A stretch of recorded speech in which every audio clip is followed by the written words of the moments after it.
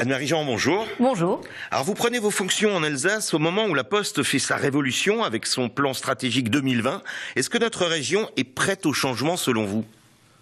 Écoutez, je crois que globalement, les postiers ont bien compris depuis des années qu'il y avait des grosses évolutions qui nécessitaient qu'on change et on a déjà beaucoup changé.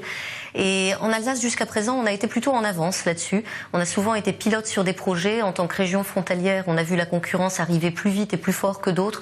Donc je crois pouvoir répondre que oui. Maintenant, c'est au fil des mois et des évolutions qu'on le verra, mais je crois vraiment que oui.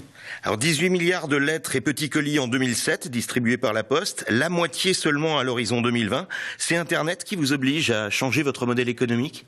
Très clairement, c'est la montée du numérique, effectivement, qui fait qu'il y a une transposition massive des échanges. Donc c'est très bien pour beaucoup de gens qui préfèrent utiliser le numérique. C'est un changement important d'usage.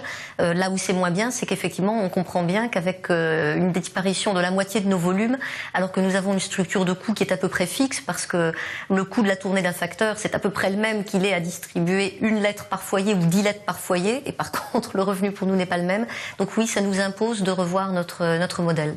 Alors la Banque Postale est l'un de vos principaux axes de développement annoncés. Ça risque d'être plus compliqué là en Alsace où les banques mutualistes verrouillent un peu le marché, non ? Eh bien, écoutez, on continuera de se battre avec les armes qui sont les nôtres. Nous sommes reconnus comme un acteur de confiance. La Banque Postale est une banque qui inspire confiance, qui est ouverte à tous, qui régulièrement dans les palmarès des associations de consommateurs ressort comme une de celles proposant les meilleurs services pour le prix le plus bas. À nous de continuer de faire valoir ces atouts, de faire des propositions pertinentes à nos clients. L'un de nos nouveaux axes de développement annoncés par le plan stratégique, c'est le développement sur le marché des professionnels, sur lequel nous ne sommes pas présents aujourd'hui, et qui certainement, en Alsace comme ailleurs, nous offrira des opportunités de développement. Alors certains syndicats critiquent déjà vivement ce plan et affirment que la Poste délaisse ses missions de service public. Est-ce qu'on va vers une évolution à l'anglaise ?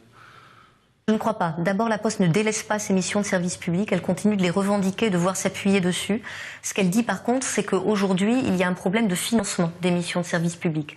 Il ne s'agit pas d'entrer ici dans les détails, mais quand la loi nous demande que les facteurs passent 6 jours sur 7 en tout point du territoire à un tarif du timbre qui reste fixé par l'État et à un niveau bas pour être parfaitement accessible à tous, et qu'en même temps, les volumes de courrier sont divisés par 2, il y a un moment où ça ne passe plus. Et nos calculs nous ont montré que depuis 2013, nous n'arrivons plus à couvrir le coût de la mission de service public. Donc là, il y a un débat qui se pose avec l'État. Soit la mission est formulée autrement, soit elle est financée autrement. Mais nous ne voulons pas du tout délaisser ce plan-là, et au contraire, nous voulons développer des activités nouvelles dans le champ du service public, comme par exemple pouvoir accueillir dans les bureaux de poste des opérations administratives pour lesquelles les gens sont aujourd'hui obligés d'aller en préfecture ou en mairie. Anne-Marie Jean, merci. Merci.